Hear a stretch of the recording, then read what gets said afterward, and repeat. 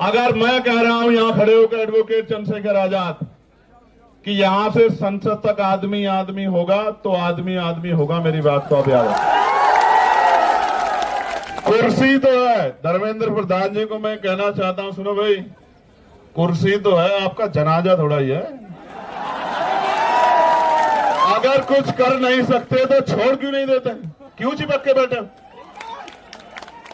अगर ये खलल डाल रहे हैं, मैं जानना चाहता हूं कि धर्मेंद्र प्रधान जी को क्यों नहीं जा रही आवाज, प्रधानमंत्री जी को क्यों नहीं जा रही आवाज, गृह मंत्री जी को क्यों नहीं जा रही आवाज, और वो सरकार किसका इंतजार कर रही है कि ये इस शख्स में, इस मंच पर बैठा है ये शख्स जो है, जो एक वैज्ञानिक है, जो एक पर्यावरण का मित्र है, जो देश की धरोहर है, वो मर जाए, इस देश की बात का इंतजार कर रही है क्या सरकार?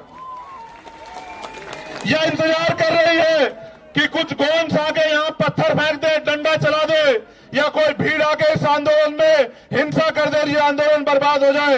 मैं अपने साथियों को कहूंगा, बहुत सचेत होकर चलाने की आवश्यकता है। अब तक जैसे आपने चलाया, आपकी बहादुरी को हम लोग सलाम करते हैं। अब तक जैसे आपने चला, मैं आपकी बहादुरी को सलाम करता हूं। और मैंने देखा इस तरपाल के लिए पैर पकड़ने पड़े भाई, इस तरपाल के लिए पैर पकड़ने पड़े यहां रुकने के लिए। लास्ट बार पहलवान बेटियों का आंदोलन हुआ था यहां, मेरे आज भी याद है, जब ये आंदोलन लंबा चला था। उसके बाद ये दूसरा आंदोलन है।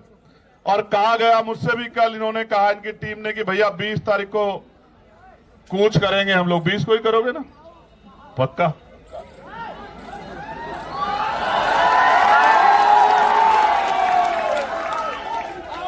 तो लिखो, नोट करो कि 20 तारीख को कूच करेंगे, मेरी बात को आप याद रखो। मैं 20 तारीख को ही आता, मेरा भरोसा करो, मैं 20 तारीख को ही आता। मैंने किसी को कहा भी नहीं आने के लिए, आप जानते हो, मैंने किसी से नहीं कहा कि आ जाओ, लेकिन इनकी वजह से आना पड़ा, इनकी वजह से आना पड़ा। मैंने इनसे कहा कि जाओ, उनसे कहो कि वो अनशन त्याग दे, देश को उनकी जरूरत है, युवाओं को उनकी जरूरत है। और इन्होंने कहा कि वो तो नहीं मान रहे। मैंने इनसे कहा मेरा संदेश देना कि उनका भाई इनसे कह रहा है कि त्याग दो, तो संदेश ही आया कि नहीं, वो नहीं छोड़ रहे अनशन। तो मैं आज इनसे नहीं कहूंगा अनशन छोड़ो, मैं बिल्कुल नहीं कहूंगा। मेरे आज भी याद है जब शहीद आजम सरदार भगत सिंह जेल में थे, उनके पिताजी चले गए एप्लीकेशन लेके अंग्रेजों के पास कि इनकी सजा माफ कर दी जाए। तो मुझे याद है शहीद आजम सरदार भगत सिंह जी के वो शब्द अपने पिता से, जब उन्होंने कहा कि आज आपने मेरी पीठ में छुरा घोंपा है, जिनके खिलाफ मैं लड़ रहा हूं, आपने उनके आगे कमजोर पड़ने का काम किया, आज आपने मेरे आंदोलन को कमजोर किया है, मेरे संघर्ष को कमजोर किया है। तो मैं लड़ने वाला व्यक्ति हूं, मैं इनका संघर्ष कमजोर नहीं करूंगा। अगर इनको कुछ होगा तो इसका खामियाजा इस सरकार को भुगतना पड़ेगा, मेरी बात को आप याद रखना। हमें इनको मनाने की जरूरत नहीं है कि ये अनशन त्यागे, देश की सरकार से सवाल पूछने की जरूरत है कि वो इस डिक्टेटरशिप को क्यों कर रही है। जो शिक्षा मंत्री पेपर नहीं बचा सकता है, वो युवाओं का भविष्य कैसे बचाएगा, इस बात का जवाब शिक्षा मंत्री जी को देना पड़े। मैं फिर आपसे कह रहा हूं, ये आंदोलन युवाओं के भविष्य को बचाने के लिए, और मैं देश के हर एक युवा से कह रहा हूं, जब ये लड़ सकते हैं जिनको नौकरी नहीं चाहिए, जिनको पेपर नहीं देना, तो आप भी लड़ सकते हो। इसे इतना बड़ा करो आंदोलन को, क्योंकि ये लोकतांत्रिक व्यवस्था है, ये संवैधानिक देश है। जब आंदोलन बड़ा होगा, मैं गारंटी से कहता हूं कि सरकार झुक जाएगी। हमने पहले भी सरकार को झुकते हुए देखा। किसानों की शहादतें याद करते हुए मैं कहना चाहता हूं, उन किसानों को नमन करते हुए हमने सरकार को झुकते हुए देखा है। ये तो एक केंद्रीय मंत्री के पद से इस्तीफे की बात, ऐसे कितने ही मंत्रियों को लगातार इस्तीफे देने पड़ेंगे जब जनता खिलाफ हो जाएगी, मेरी बात को आप याद रखें। कुर्सी तो है, धर्मेंद्र प्रधान जी को मैं कहना चाहता हूं, सुनो भाई, कुर्सी तो है, आपका जनाजा थोड़ा ही है। अगर कुछ कर नहीं सकते तो छोड़ क्यों नहीं देते, क्यों चिपक के बैठे? अगर ये खलल डाल रहे हैं, एक बार जो कह दिया जाए वो माना जाए, उसके बाद दोबारा कहना पड़े तो ये अनुशासन के बाहर। अगर आप कुर्सी पे बैठ के कुछ कर नहीं सकते, देश के युवाओं का भविष्य नहीं बना सकते, तो आप कुर्सी छोड़ क्यों नहीं देते सर? क्यों चिपट के बैठे हो? जब देश के युवाओं को आप जैसा शिक्षा मंत्री चाहिए ही नहीं है तो काहे को चिपक के बैठे हो? सवाल ये है, सरकार अगर 3 किलोमीटर की बात नहीं सुन रही है तो क्या 300 किलोमीटर की बात सुन सकती है? सारे कैमरे बर्बाद कर दिए। सरकार सुनना नहीं चाहती या सरकार सुन के इग्नोर कर रही है? जवाब दो। उनको लगता यह है कि ऐसी अफीम चाट रखी है लोगों ने, कितने दिन याद करेंगे। और ये सच भी है, ये सच भी है।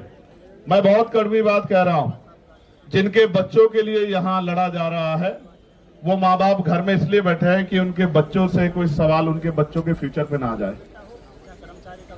आपके बच्चों का फ्यूचर है ही कहां भाई?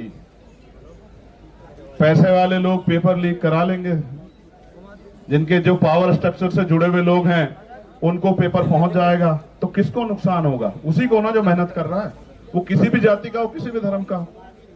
तो ये फिर न्याय, फिर ये अवसर की समता, निष्पक्षता कहां बची?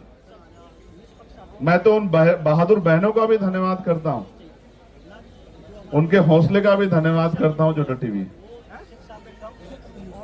जहां नौजवान घर में बैठ के रील देख रहा है, वहां मेरी बहादुर बहनें आंदोलन कर रही है। मैं दिल से धन्यवाद करता हूं।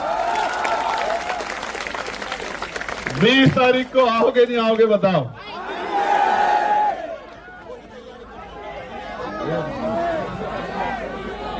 देखो एक चीज जानो, मैं इस आंदोलन पे कोई सवाल ना खड़ा हो, मेरी नैतिकता ये कहती है किसी वजह से इस आंदोलन पे कोई सवाल ना खड़ा हो। जब मैं वहां आया ना तो अपनी पार्टी, अपने तमाम मन की इच्छाओं को मैं वहां रख के आया।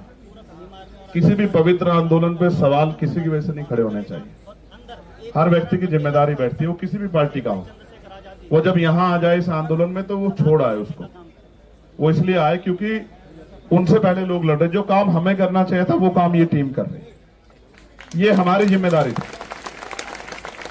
हम सपने दिखा रहे हैं, हमें लोग वोट कर रहे हैं, हम लोगों के बीच जा रहे हैं, ये हमारी जिम्मेदारी। इसलिए मैं तो आ जाऊंगा। और मैं तो फिर कह रहा हूं, मैंने उस दिन भी कहा मेरठ में जब मैंने उनकी हालत देखी कि मैं तो बैठ जाऊंगा। मैं बैठ गया तो फिर ये सरकार को भारी हो जाएगा, क्योंकि अगर मैं बैठूंगा तो जितना यहां ये इसका पूरा क्षेत्रफल है, इतने लोग तो रात तक आ जाएंगे। और एक जिले के नहीं आएंगे, एक प्रदेश के नहीं आएंगे। जिसको खबर लगेगी कि भैया वहां हैं वो आ जाएंगे सब लोग। आप समझ रहे हो? लेकिन ये आंदोलन पीसफुली चलता रहे। मैं इस आंदोलन पे की उंगली ना उठे इसलिए मैं चाहता हूं। ये तो वैसे भी फंडेड लोग हैं। कहां से फंड आया आपको? पाकिस्तान से जोर शोर से आ चुका है, पाकिस्तान से आ चुका है। कहां से? हर जगह से आ चुका है। पीएम के वो भी आ जाएगा। देखो सुनो, ये पाकिस्तान लवर है पहला, फिर ये जॉर्ज सोरोस से इनको फंड्स आ रहे हैं, फिर ये CIA के एजेंट से इनको बात वहां से वो चल रहा है। अभी और रहेगा। पहले वो हिंदू मुसलमान जैसे वो भी यहां करके देख चुके हैं ये लोग, धर्म विरोधी सब कुछ करके। लेकिन सवाल ये है, ये लड़ किसके लिए रहे? इनमें से कौन सा ऐसा है जिसका पेपर लीक हुआ है? क्या जरूरत है इनको आने की? क्या जरूरत है इनको खड़े होने की? इनके घर वालों को डर नहीं लगता क्या? क्या उनकी जान कीमती नहीं है क्या? क्या वो आपके लिए लड़ते लड़ते शहीद हो जाए तो भी ना आप जागो? आपको याद है सरदार भगत सिंह क्यों फांसी का फंदा चूमना चाहते थे? उनको ऐसा लगता था कि मेरे जाने के बाद लोग जागेंगे। और यही जिद करके सोनम सर बैठे हुए हैं। मैं आपसे आग्रह करूंगा सर, 20 तारीख को आप, हम लोग जितना बड़ा प्रोटेस्ट आप चाहोगे उतना बड़ा करेंगे, मगर 20 तारीख को आप हमारी भी मान लेना। आप आदमी बता दो कितने चाहिए 20 तारीख के प्रोटेस्ट में आपको, और बताओ यहां से वहां तक, संसद तक आदमी चाहिए, आप बताओ। आप जो कहोगे, आप कहोगे कि यहां से संसद तक आदमी देखने हैं, तो मैं वचन दे कहता हूं, सुनो भाई, मैं कोई बात हवा में नहीं कहता। पहली बात, अगर मैं कह रहा हूं यहां खड़े होकर एडवोकेट चंद्रशेखर आजाद कि यहां से संसद तक आदमी आदमी होगा, तो आदमी आदमी होगा, मेरी बात को आप याद रखें। और सुनो, महापुरुषों की तस्वीरों के अलावा झंडा भी कोई नहीं होगा, क्योंकि इस आंदोलन के साथ खड़े हैं। इस आंदोलन से कोई राजनीतिक लाभ नहीं चाहिए, मेरी बात को आप याद रखें। उस काम को हम लोग करते हैं। बताओ सर, तारीख को तय कर दो, आप बताओ। चलो, आपका कंसर्न बहुत जरूरी है। 20 तारीख को आप हमारी मान लोगे ना? 20 तारीख को जो आप कहते हो हम करेंगे, आप बताओ, आप हमारी मान लो। देश को जरूरत है आपकी।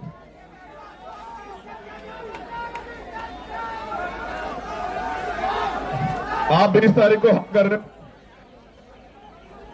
आप चाहते हो 20 तारीख को हम लोग जीत जाएं? आप बताओ पहले, मैं क्या चाहता हूं? मैं चाहता हूं ना, हमें हमारा जो है मजबूत पिलर भी हमारे साथ रहे, खड़े रहे, डटे रहे।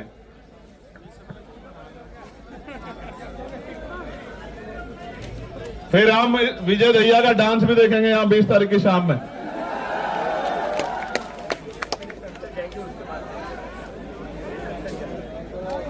अगर हमारा प्रोटेस्ट सफल हो गया तो फिर आप शाम में हमारी बात मान लोगे?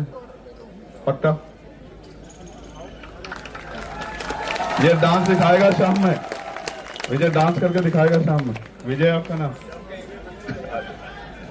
देखो, 20 तारीख को प्रोटेस्ट होगा तो प्रोटेस्ट होगा, और ऐसा प्रोटेस्ट होगा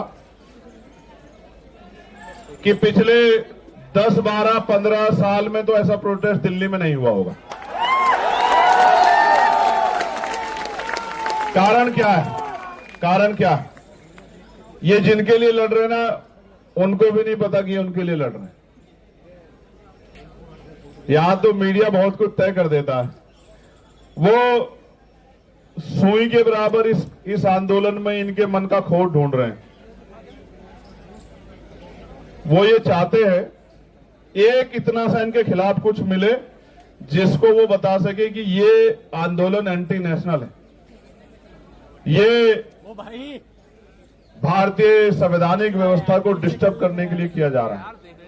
मैं यहीं पल पड़ा हूं, यहीं संघर्ष किया। मैंने जेएनयू के बच्चों पर चलती लाठियां भी देखी, मैंने डीयू के बच्चों पर चलती लाठियां भी देखी, मैंने यहां एनआरसी से लेकर तमाम आंदोलन देखे, और मैंने खुद बताया ना, मैं निर्दोष होते हुए 16 महीने जेल में रहा। जब मुझे बेल मिली तो मेरे ऊपर एनएसए लगा दी रात को 2:30 बजे। हम भरोसा करते हैं लोकतांत्रिक व्यवस्था में, संवैधानिक व्यवस्था में, अपने जो गवर्नमेंट के इंस्टीट्यूशन है उनमें भरोसा करते हैं। हमें लगता है अगर कोई नहीं सुनेगा तो कोर्ट सुनेगी, तो जब कोर्ट से बेल मिलती है तो फिर एनएसए लग जाता है। कहां जाएंगे हम लोग?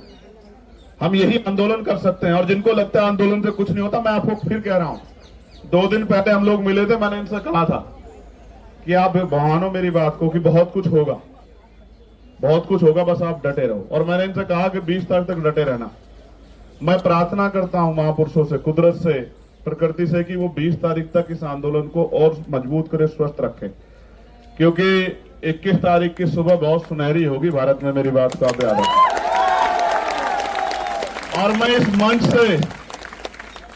मंच से कहना चाहता हूं कि जो घर है, चुप है, सो रहा है, या जानबूझ के सोने की एक्टिंग कर रहा है, एक बहुत बड़े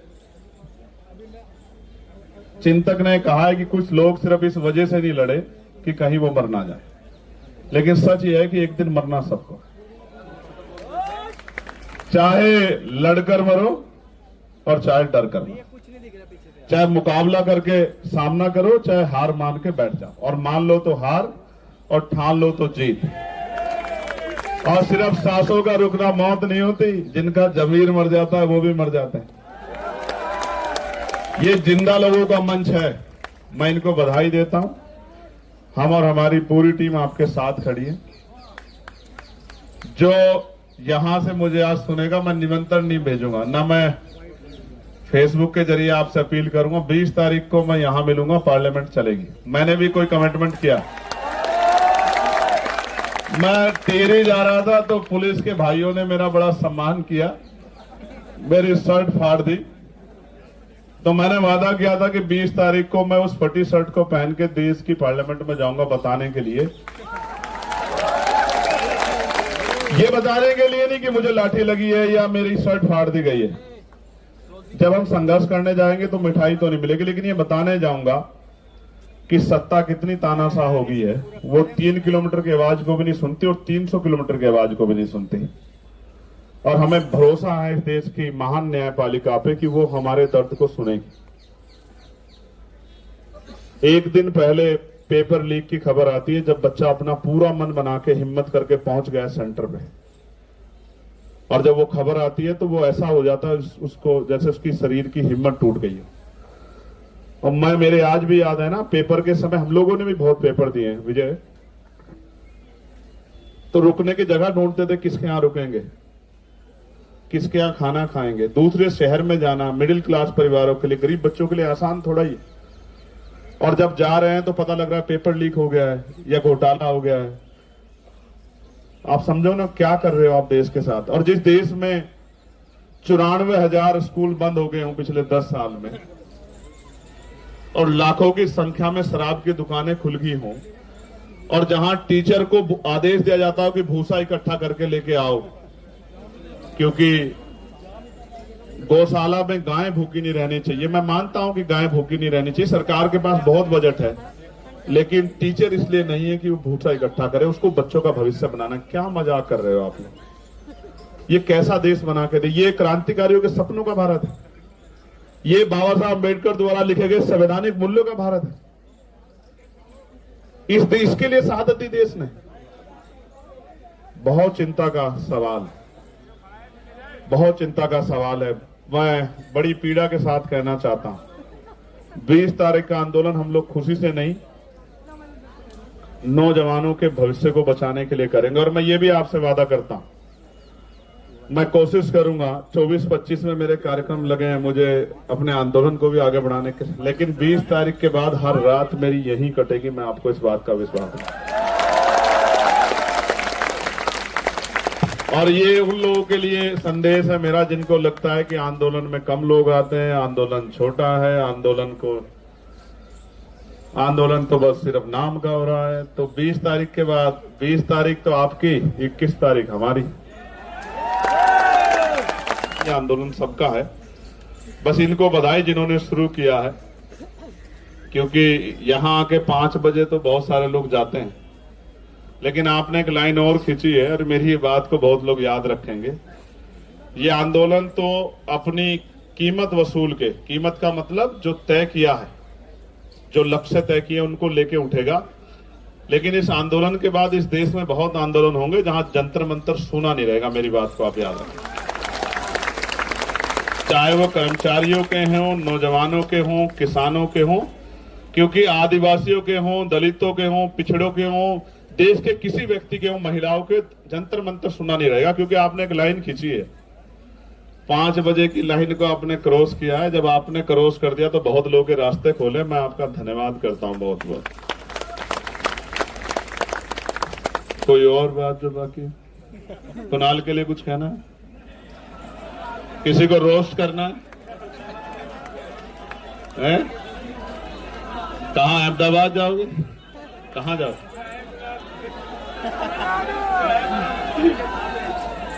नहीं, देखो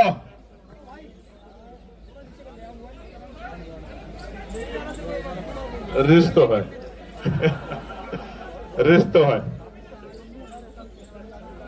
नहीं कोई ऐसी दिक्कत नहीं है। अभी तो हम इतने लोग बैठे हैं, कहां तो तमिलनाडु जाना, देश हमारा है। जब तक इस देश का संविधान हमारे साथ खड़ा है, जब तक इस देश का संविधान जिंदाबाद है, मजबूत है, बाबा साहब ने कहा था आदमी भूखा रह सकता, अपमानित होकर नहीं रह सकता।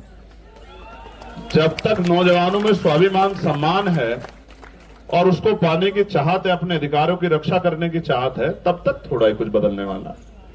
तब तक तो ऐसे कितने शासक आएंगे, कितने धूल चाटेंगे, कितने जाएंगे, कौन कौन परमानेंट है यहाँ?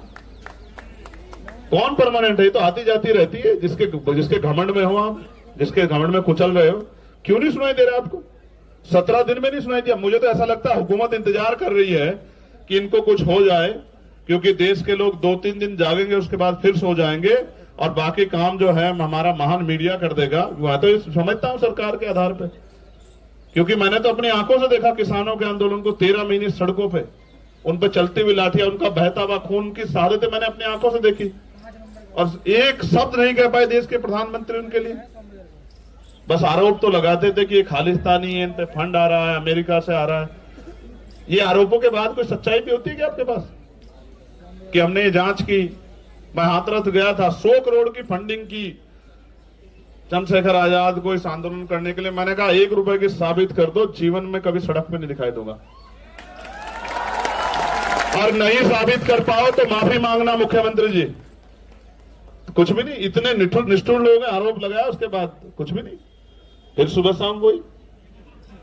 इसलिए आपसे कह रहा हूं, इस आंदोलन पे भरोसा करो, इस आंदोलन को ताकत दो, आके जुटो, काम से आओ फिर आओ, लेकिन इस आंदोलन में हिम्मत दो कि जो लोग लड़ रहे हैं उनकी हिम्मत कम ना हो।